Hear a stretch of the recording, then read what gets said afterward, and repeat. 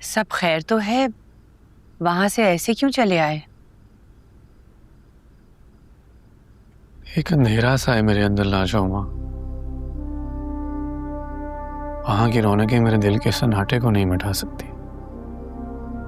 अब तो बेटा सन्नाटे ही उस हवेली का मुकद्दर बन गए हैं। बस मेरी दुआ है कि तुम्हें अल्लाह उनसे महफूज रखे। जिससे पहली नजर में मोहब्बत हुई वो लड़की मुझे मिल तो गई, लेकिन फिर भी खो दिया मैंने उसे। बहुत मायूस हूं। ना ना बेटा, मायूसी की बातें नहीं करते। मायूसी कुफर है, ऐसे नहीं कहते बेटा। लेकिन शायद मोहब्बत मेरे नसीब में नहीं।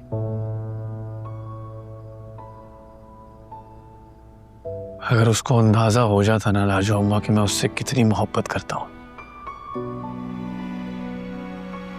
तो वो मुझे कभी छोड़ के ना जाते, हमेशा मेरे पास रहते, हमेशा मेरे पास ही रहते। ना ना बेटा, दावा नहीं करते। दावा करना तो सिर्फ अल्लाह को ज़ेब देता है। हमारी जिंदगी में जो कुछ भी चल रहा है वो तो बस किस्मत का खेल है।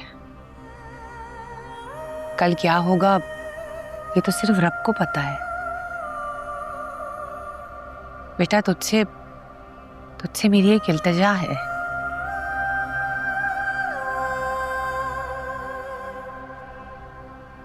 उसको ढूंढ ले।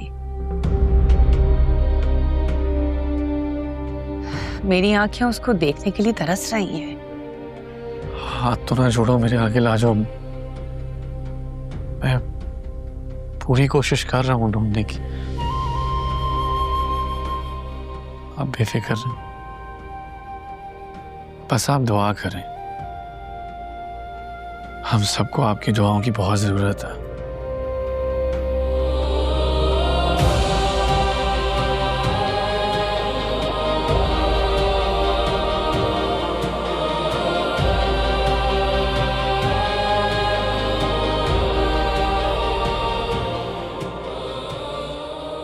और कितना वक्त लगेगा?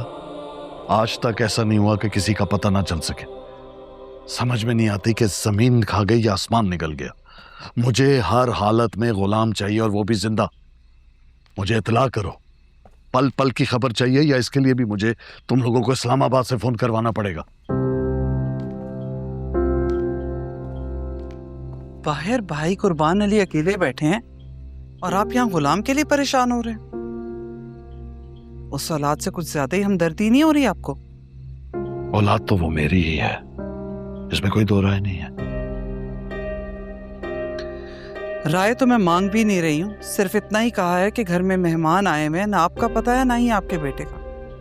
पाशा कहाँ गया? तुम्हारे भाई ने उससे कुछ कहा है, जिसके बाद वो यहाँ से चला गया है।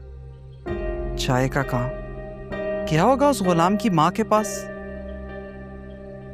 वैसे मेरे भाई के साथ आपका रिश्ता सिर्फ मेरी वजह से नहीं है, अब वो आपका समधी भी लगता है। पाशा का सुसर इसी बात का लिहाज रखा करे। तो तुम्हारे भाई को भी ये समझना चाहिए कि तल्ख अल्फाज इस्तेमाल करने से पहले वो इस बात को जहन में रखे कि उसकी बेटी अब इस घर की बहू है, और बादशाह की बीवी भी। बादशाह आजकल जिस दौर से गुजर रहा है उसे तुम भी अच्छी तरह जानती हो, और मैं भी। पता नहीं हमारे ही खानदान में ये मोहब्बत का मसला क्यों? मेरे भाई ने आपकी बहन से मोहब्बत की और अपनी जान गंवा बैठा, और आपकी बहन ने मोहब्बत में भागकर शादी कर ली, लेकिन आप उसकी खुशियां नोचकर उसे घर ले आए। खुशी ठीक ही कहती है। काश कि आपने कह दिया होता कि वो मर गई, आज मेरा बेटा तो ना रुल रहा होता। और ऊपर से हद ये है कि मेरा भाई अपनी बेटी की खुशियों की खातिर अपनी बेटी के ऊपर सौतन भी बर्दाश्त कर रहा है, लेकिन किसी को एहसास ही नहीं है। और कहा यह जा रहा है कि वो तल्ख लहजा बोलता है। हाँ तो ये उसके हक के लिए बेहतर है ना कि वो तल्ख बातों से परहेज करे। कल को अगर पाशा ने तैश में आके उसकी बेटी से अलहदगी इख्तियार कर ली तो फिर कौन जिम्मेदार है? अल्लाह ना करे कभी भी कुछ ऐसा हो। बड़ी मुश्किल से बादशाह और मुल्क का रिश्ता हुआ है। सरकार, अगर उन दोनों का रिश्ता टूटा तो मेरे और भाई कुर्बान अली के दरमियान कभी ना खत्म होने वाले इख्तलाफात शुरू हो जाएंगे। आपको कुछ तो करना होगा, ऐसा हरगिज नहीं होना चाहिए। मैंने इस खानदान की रस्मों और रिवाजों की खातिर अपनी बहन को धमकी देकर यह शादी करवाई है, क्योंकि मैं भी खुद ये चाहता हूं कि मुल्क के लिए बादशाह के दिल में नरमी पैदा हो, दोनों खुश रहें। लेकिन जानती हो, तुम्हारा भाई ये नहीं चाहता। हाँ खैर, तुम अपने भाई को समझाओ और उससे कहो कि अपनी जुबान और खुद दोनों पर काबू रखे। बादशाह अब उसका भांजा नहीं है, उसका दामाद है, और ये बात वो ज़हन नशी कर ले। मैं बादशाह को बुलाता हूं, तुम जाओ।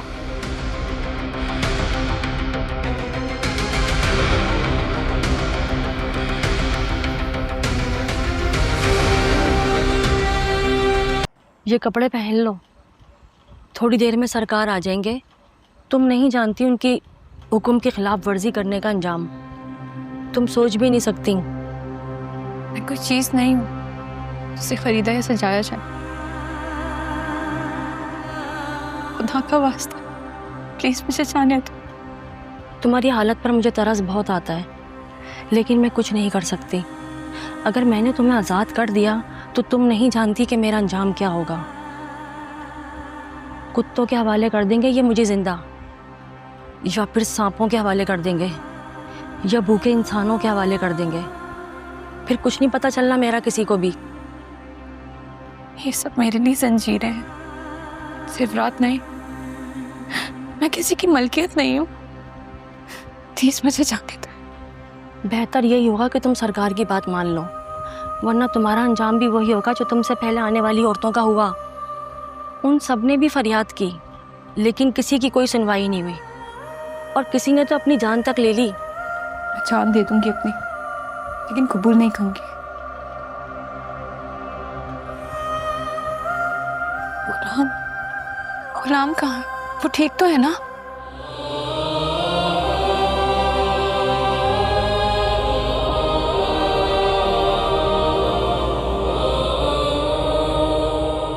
मुझे कुछ बताने की इजाज़त नहीं है।